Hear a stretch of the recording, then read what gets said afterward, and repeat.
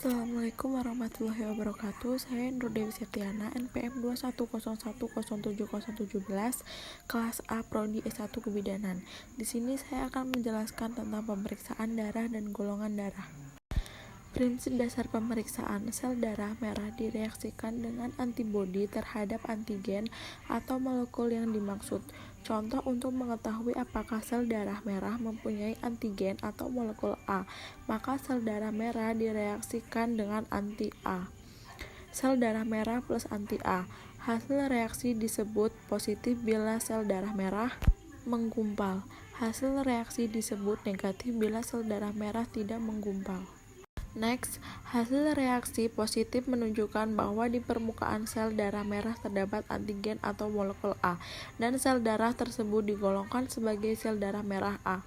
Hasil reaksi negatif menunjukkan bahwa di permukaan sel darah merah tersebut tidak terdapat antigen atau molekul A, dan sel darah tersebut tidak digolongkan sebagai sel darah merah A. Next, ilustrasi berikut adalah setetes sel darah merah seorang yang direaksikan dengan anti-A, anti-B, anti-AB, dan anti-D. Anti-D sehari-hari dikenal dengan sebutan anti-resus.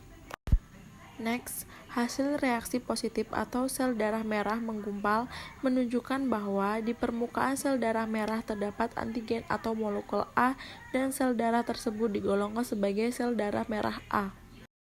Next, hasil reaksi dengan anti-A negatif, dengan anti-B negatif, dengan anti-AB negatif, dengan anti-D anti-resus positif. Kesimpulan, di permukaan sel darah tersebut tidak ditemukan antigen atau molekul A dan B, tetapi ditemukan antigen atau molekul D. Sel darah merah tersebut digolongkan sebagai sel darah merah O resus D positif. Baik, terima kasih penjelasan dari saya. Wassalamualaikum warahmatullahi wabarakatuh.